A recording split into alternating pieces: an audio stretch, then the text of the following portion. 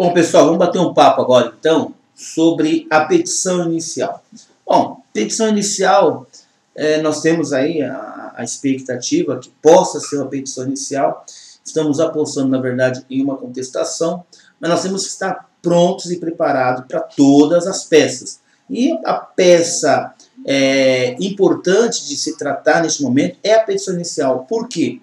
Aquele modelo, aquele padrão que nós estudamos no nosso curso, você sabe que ela pode ser utilizada, a petição inicial, para todas as questões, ou todos os casos concretos, que é a primeira vez que a pessoa vai aparecer para buscar tutela jurisdicional.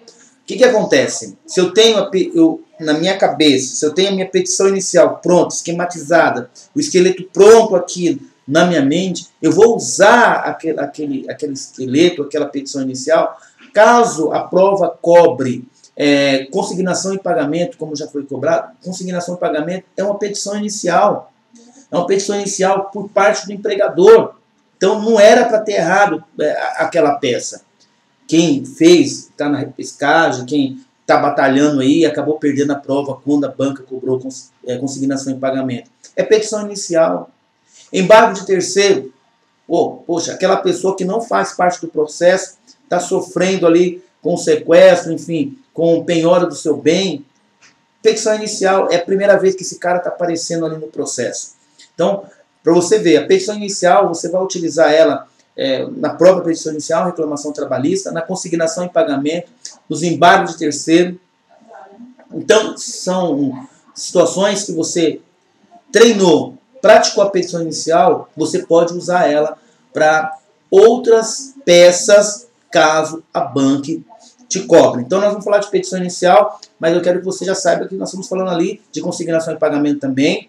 Basta mudar a fundamentação e você conhecer, pelo menos, aí a teoria da consignação e pagamento, a teoria dos embargos de terceiro. Petição inicial é o primeiro momento que o reclamante irá estar diante do fórum, do juízo, pleiteando o seu direito. É o primeiro momento. Nós falamos que a petição inicial nada mais é do que o que você imagina ser a sua sentença. A sentença, é claro, favorável. Então, o que eu preciso estar antenado na petição inicial? Primeiro, o endereçamento. O endereçamento vai seguir a regra do 651 da CLT. Você precisa conhecer o 651 da CLT, que é a questão do endereçamento. Como regra, é o 651 caput, é o último local da prestação de serviço. Então, último local da prestação de serviço. Se você vê qualquer coisa diferente disso, 651 tem outras situações. Por exemplo, viajante, o trabalhador que executa seu serviço no exterior. Então, para isso, você precisa conhecer a regrinha do 651, que vai ser praticamente ali a regra da nossa competência territorial. Então, a regra, pessoal, lembre, a regra é o último local da prestação de serviço. Se ele foi contratado para trabalhar em local diverso daquele que ele foi contratado, o local da celebração do contrato de trabalho pode também ser o juízo competente para processar e julgar aquela demanda. Cuidado, porque a banca ela costuma colocar muita questão, esse caso concreto dessa petição inicial, dizendo que a empresa tem a matriz em tal cidade, a filial na cidade Y, que ele mora na cidade Z. Então ela vai fazer toda essa confusão para te confundir em relação à competência territorial. Então você precisa ficar muito ligado que quando a banca te colocar que a empresa a matriz é em Minas, a filial é na Bahia, o cara mora no Rio Grande do Sul, foi contratado para trabalhar em São Paulo, ela vai te trazer toda essa mistura importante, regra, local da prestação de serviço, último local da prestação de serviço. Mas ele mora no Rio Grande do Sul e veio trabalhar em São Paulo. São Paulo é fórum competente. Professor, mas na prática o tribunal tem aceitado ingressar com ação no Rio Grande do Sul. porque é o domicílio dele. Isso na prática, nós estamos falando de prova da OAB. O exercício também não falou que ele é viajante. Então, cuidado com essa regrinha do 651. Segue ela, você vai conseguir fazer o seu endereçamento de forma muito tranquila. O primeiro momento é o endereçamento da petição inicial. Depois, no segundo momento, você vai realizar a qualificação do reclamante. Qualificação do reclamante. Lembra-se o seguinte, na qualificação do reclamante, eu tenho que ter os 12 requisitos ali. Você tem que preencher as 12 qualificações. Nome, nosso curso nós trouxemos isso, hein? Nome, estado civil, profissão, nacionalidade, CPF, RG, número do PIS, carteira de trabalho, série da carteira de trabalho, data de nascimento, nome da mãe, endereço completo. Então, os 12 itens têm que estar lá estampado na qualificação. Lembrando, se você não tem o nome, se a banca não deu para você a cidade, por exemplo, cidade, 3 pontinhos. A banca não deu nacionalidade, então nacionalidade, 3 pontinhos. Não trouxe estado civil, 3 pontinhos. Não invente nada, absolutamente nada na sua petição inicial. Não invente nada. Só traga aquilo que o problema deixou estampado. Somente o que o examinador colocou, você irá utilizar na sua petição inicial. Não trate nada além do que foi colocado, porque isso pode identificar a sua peça e realmente causar um problema aí. Bom, então fiz o endereçamento, fiz a qualificação do reclamante. Depois, o que que vem? Vamos qualificar o advogado. Pelo seu advogado, que receberá as notificações nos termos do artigo 39 do CPC, na rua tal, 3 pontinhos, número 3 pontinhos, bairro 3 pontinhos, cidade 3 pontinhos, não coloca nada porque você não sabe, a banca nos trouxe as informações do advogado. Propor o quê? Reclamação trabalhista nos termos do artigo, fundamentação do artigo da reclamação trabalhista, artigo 840, nos termos do artigo 840 da consolidação das leis do trabalho. Eu preciso colocar CLT e consolidação das leis do trabalho? Tem, é a primeira vez que aparece a sigla, é a CLT, então você tem que colocar 840 da consolidação das leis do trabalho, tracinho CLT. Preciso colocar combinado com 282 do Código de Processo Civil? Não. Por quê? A própria CLT traz uma regra específica da petição inicial, 840. Professor, mas eu sempre aprendi que tem que colocar o 282. Vamos colocar então o 282, não tem problema. O que você não pode esquecer é de colocar o 840. Se você esqueceu de colocar o 282, tudo bem. Mas então, não sei como você está fazendo a sua peça aí, se é 840 combinado com 282, tudo bem. Está fazendo só com 840? Tranquilo. Só o 282 não, porque a CLT ela traz uma regra específica do 840. Quem utiliza o 282 é por conta do 769, que é o artigo trampolim, que permite a gente utilizar aí o nosso CPC, desde que não contrarie os princípios do processo do trabalho. Então, fundamentei a minha petição inicial, propor reclamação trabalhista nos termos do 840 da consolidação das leis do trabalho. Qualifiquei, então, o reclamante, o advogado, fundamentei. Agora você parte então para a qualificação da reclamada.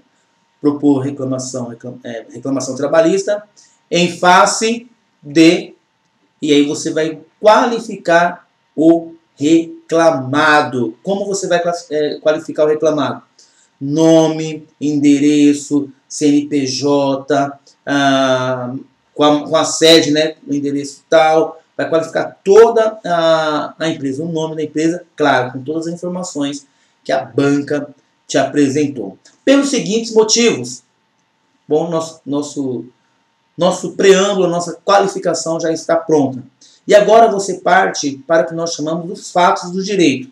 Só que você aprendeu aqui comigo, no meu curso, que quando eu vou falar de fatos e direitos, eu vou separar por tópicos. Lembrando que o juiz ele vai pegar aquela petição inicial só no dia da audiência. Ele não vai pegar aquela petição inicial antes. Então, eu tenho que realizar uma petição sucinta, clara, objetiva, sem muito rodeio. Por quê? Porque a Justiça do Trabalho preza pela simplicidade. É um princípio no processo do trabalho. A simplicidade, a oralidade. Então, a petição inicial ela pode ser feita até de forma verbal. Você estudou isso comigo lá no nosso curso de processo do trabalho. Então, eu tenho que prezar pela simplicidade. Então, fatos e direitos, eu não vou fazer como aquela petição do direito civil, onde você relata todos os seus fatos. Não. Aqui no processo do trabalho, nós vamos trabalhar de forma diferente. Fatos e direitos, eu vou trabalhar por tópicos. Lembra no nosso vídeo anterior que eu falei para vocês, vamos fazer o esqueleto. Você fez o seu esqueleto, você está seguindo o seu esqueleto na sua petição inicial. Agora você vai trabalhar os fatos e direitos. Qual o primeiro fato que você visualiza ali, que nós comentamos no nosso esqueleto? Do contrato de trabalho. Do contrato de trabalho, o meu primeiro tópico é o contrato de trabalho.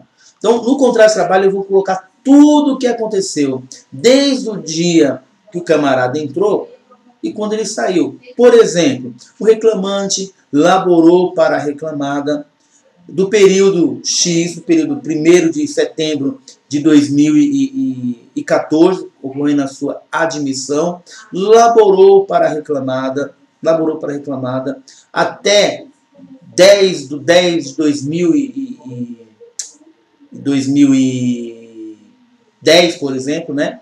10 de 10 de 2010. Então você colocou 2011, 2012, não importa, né? A data que você vai colocar, que é o nosso exemplo aqui. Você vai seguir o que está no que o examinador te trouxe, né? Então, feito isso, você vai colocar: foi admitido tal, foi demitido em tal data, ou recebendo tanto, exercendo a função X,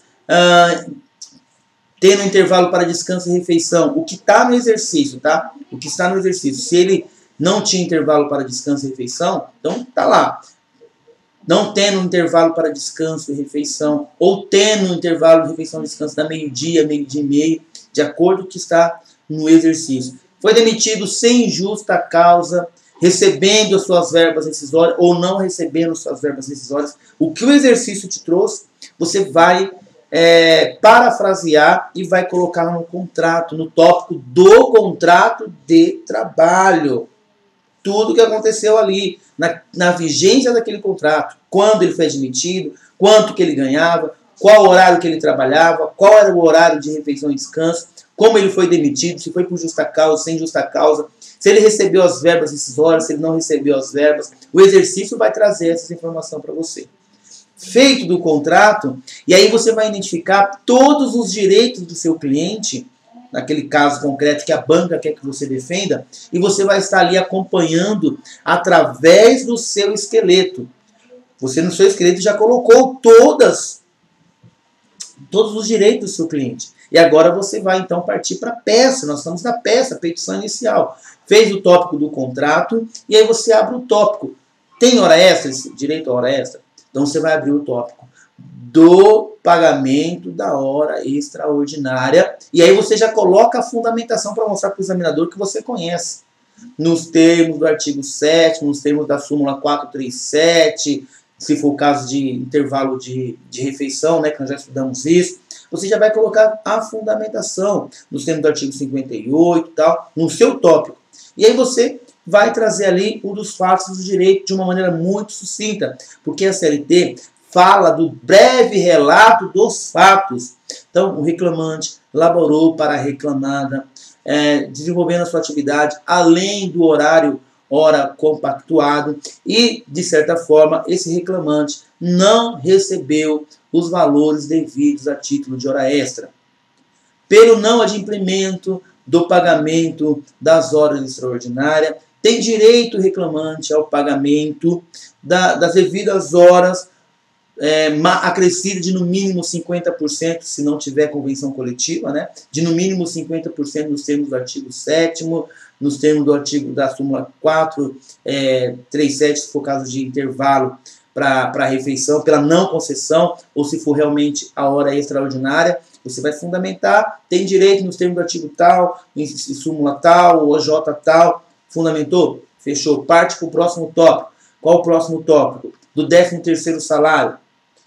Abre o tópico do 13º salário, põe as duas leis lá do 13º e mais a Constituição Federal, lá no tópico. E aí no corpo você vai trazer o reclamante, laborou para a reclamada, e não recebeu o devido pagamento do 13º salário, conforme manda a legislação vigente. Portanto, nos termos da lei X, a lei tal, tem direito ao pagamento do 13º salário, ora não adimplido pelo reclamante, pelo reclamado. Fechou o tópico. Abre outro tópico. E aí você vai fazer isso com todos os direitos do seu cliente. Todos os direitos. Bom, fez a causa de pedir, que é, na verdade, os fatos de direito, a sua causa de pedir, você parte, então, para os pedidos, depois que você separou todos os direitos por tópico. Passa para a sua causa de pedir, para o seu pedido.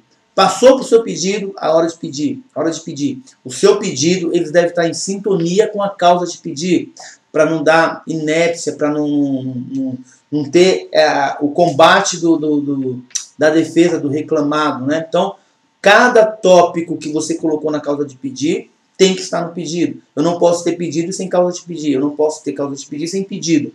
Então, no meu pedido, eu começo lá, diante de todo exposto, requer a procedência total da presente reclamação trabalhista para condenar o empregador ou a reclamada ao pagamento de. Aí você vai abrir os tópicos do pedido, pagamento das horas extras do período X, Y, Z, de acordo com a sua causa de pedir. Então, todos os tópicos, lembrando que se for rito ordinário, você pode deixar apurar, não precisa apurar, não precisa calcular nada no dia da sua prova. Deixa lá apurar se for rito ordinário. Fez então todos os seus pedidos, passa então para os requerimentos, não para o tópico dos requerimentos. Faça os seus 4 requerimentos. Quais seriam os requerimentos? Pede a justiça gratuita, pede a citação da parte para contestar sob pena de revelia, pede provar o alegado por todos os meios de provas, hora admitido em direito, e pede também que o pagamento seja corrigido, né, com juros, multa, correção monetária, todas as correções que no futuro, aí, no momento que for apurar, deverá ser calculado. Então, faça os seus 4 requerimentos. Fez os requerimentos, passa então para o valor da causa. Lembre-se, a banca não falar, rito ordinário, deixa apurado. Se você identificar que a banca quer que você elabore uma peça ali no rito sumaríssimo, rito mais célere, até 40 salários mínimos, ela falou no seu exercício, no caso concreto, que esse valor da causa é menos que 40 salários mínimos, ela está querendo dizer, faça pelo rito sumaríssimo. Se você identificar, tranquilo. Se não, rito ordinário. Dá-se ao valor da causa, 3 pontinhos, abre parênteses, valor acima de 40 salários mínimos, fecha parênteses. Se você identificou que é rito sumaríssimo, ela vai te dar algum valor para você, os valores para você colocar, porque em regra ela não vai pedir para você calcular, não tem como usar a calculadora, mas ela pode trazer algum valor que identifique que é rito sumaríssimo. E aí você dá o valor da causa, aparente, valor abaixo de 40 salários mínimos, fecha parênteses. Bom, feito o valor da causa, você fecha a peça. Nesses termos, pede-se deferimento, né? OAB tal, advogado tal, põe a data lá, fechou a sua peça. Cuidado que antes, se você conseguir identificar que não foi pago verbas e que tinha verbas de natureza, verba incontroversa, lembre-se que você tem que usar o artigo 477, pedindo então a multa de um salário pelo não pagamento dentro do prazo. Que prazo? Se foi aviso prévio trabalhado, próximo dia seguinte, a empresa já teria que ter adimplido a rescisão. Se for aviso prévio indenizado, o aviso prévio indenizado 10 dias corridos, até 10 dias corridos, aviso prévio indenizado até 10 dias corridos. Se for aviso prévio trabalhado, próximo dia que finalizar o aviso prévio, essa regrinha prevista na CLT. Se você visualizou isso, que a empresa não realizou essa regra, não cumpriu essa regra, você pede a multa do 477. E se a banca também diz que tem verbas incontroversas, você pede a multa do 467. Ou seja, na primeira audiência a empresa tem que pagar as verbas incontroversas, sob pena de pagar 50% de multa sobre aquelas verbas para o reclamante. Bacana, pessoal. Nós vamos fechar aqui esse vídeo rápido. Foram os principais tópicos para você não esquecer. Se caso caia aí a petição inicial, você vai fechar, vai zerar essa petição inicial. E nós vamos falar no nosso próximo vídeo sobre contestação, que é o que nós estamos apostando que vai cair na sua prova aí. Muito obrigado. Continue aqui no canal do Coach, o seu personal para a OAB. Sou Roberto Conceição. Espero estar te ajudando a alcançar esse objetivo. Forte abraço e clique aí, compartilha e até o próximo vídeo.